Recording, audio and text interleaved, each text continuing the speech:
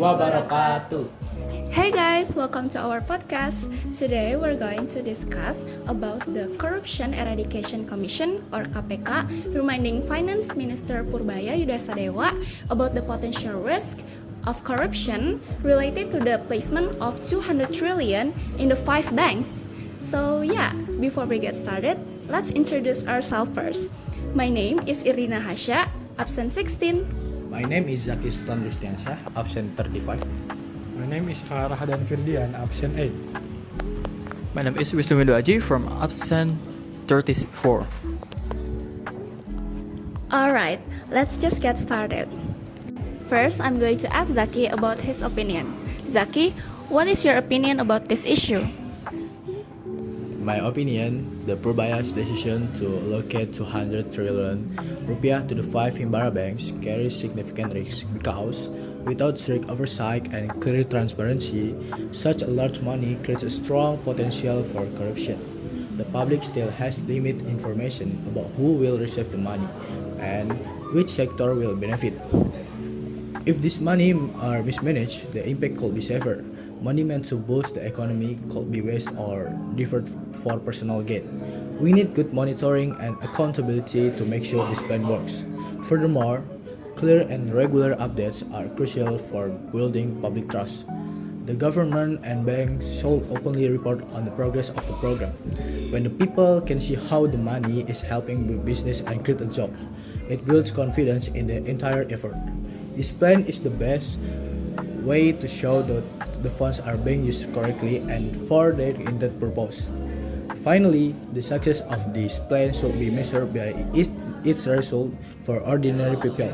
It's not just about the amount of money spent, but whether it leads to more affordable goods, new job opportunities, and stronger for economic for everyone. How about you, Dina? Do you agree with my opinion? My answer is not entirely, because in my opinion, the policy of placing 200 trillion in the 5 state-owned banks or Himbara is the right step by the government to encourage national economic growth. In a situation where the economy requires high liquidity, the stimulus is crucial to the banks have the ability to expand credit distribution to both the public and business actors.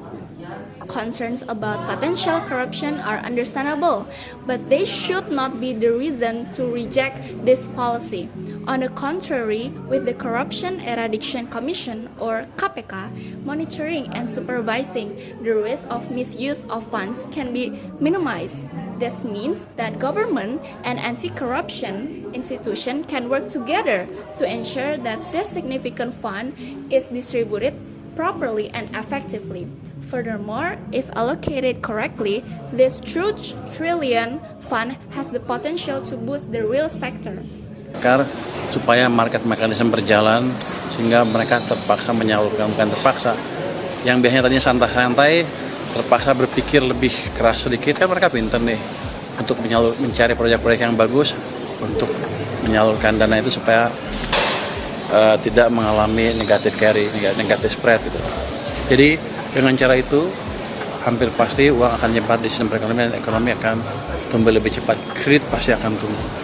Support MSMEs, strengthen people's purchasing power, and create new jobs. The positive impact will not only be seen in macroeconomic growth, but also be directly felt by ordinary citizens.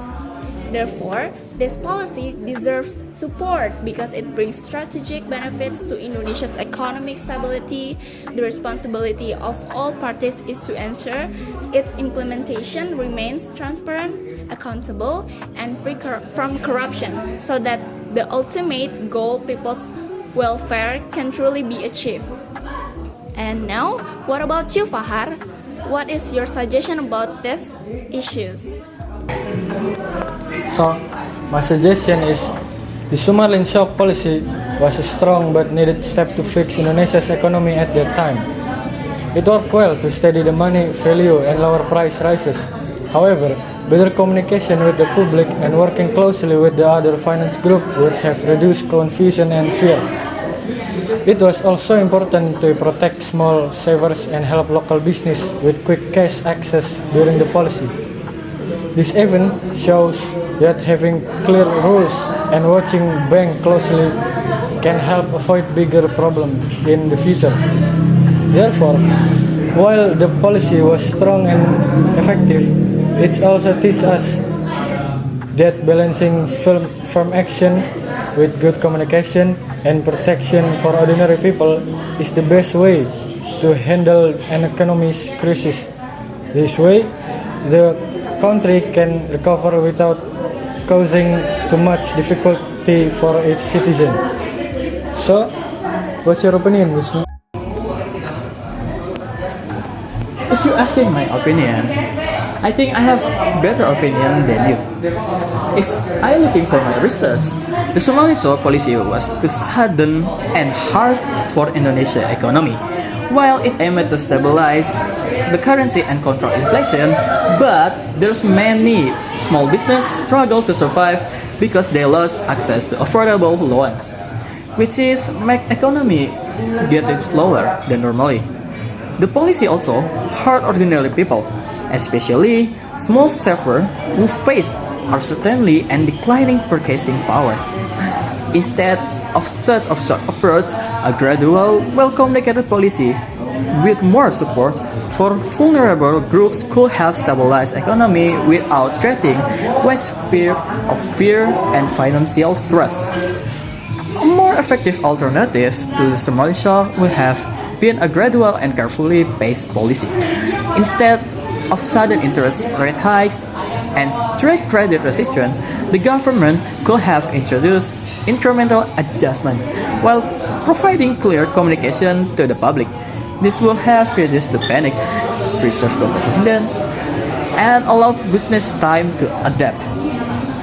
Additionally, targeted support for small business and safeguard for ordinary savers would have softened the negative impact on vulnerable groups by combining monetary control with social and financial protection. Indonesia could have achieved economic stability without causing widespread disruption and fear. There's many points I could tell. The first one is the stronger communication and transparency. Instead of sudden shock, the government could have focused on building trust through open communication, clear explanation of the goals, expected outcomes, and protection for ordinary people would have reduced panic. Transparency helped the public business prepare, making economic policy more effective. The second one is the supportive measure for the small business. Alongside monetary tightening, the government could have introduced special loan schemes or credit guarantees for small and medium enterprise. This would have allowed business to keep operating and providing jobs while still supporting the goal reducing inflation. The third is the gradual implementation with safety nets. A paced policy implemented step by step will have given the economy more time to adjust. Pairing with the safety nets such as subsidies for essential goods for protection, small saver will have helped ease the social impact, ensuring stability without creating fear. The fourth is the better coordination with financial institutions. The government could have worked more closely with the banks and financial groups before rolling out the policy. This would have allowed smoother credit adjustment, avoided sudden liquidity shortage, and reduced the risk of panic withdrawals. The fifth is the gradual interest rate adjustment. Instead of raising interest rate abruptly, the central bank could have applied smaller staged increase over several months. This would discourage excess money circulation, but without shocking business and households that relied on affordable credit. The sixth is public education campaign. Alongside the policy, authorities could have launched the mass education campaign to explain why stabilization was needed. When people understand the reason and expected benefits, they are more likely to remain calm and cooperative. The seventh is targeted relief for vulnerable groups. The policy could have been paired with direct support, such as subsidies and for basic necessities, temporary tax relief for small business, or deposit protection for small savers.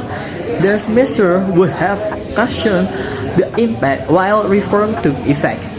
The eighth is balanced approach. Instead of relying heavily on monetary tightening, the government could have combined it with fiscal policies such as controlling government spending, improving tax collection, and reducing waste the money. This balanced approach will reduce inflation without overburdening business and household. Alright guys, that was all about our suggestion and our opinion about this issue. I hope this video can help you guys be more open-minded about this issue. And thank you so much for watching. Wassalamualaikum warahmatullahi wabarakatuh.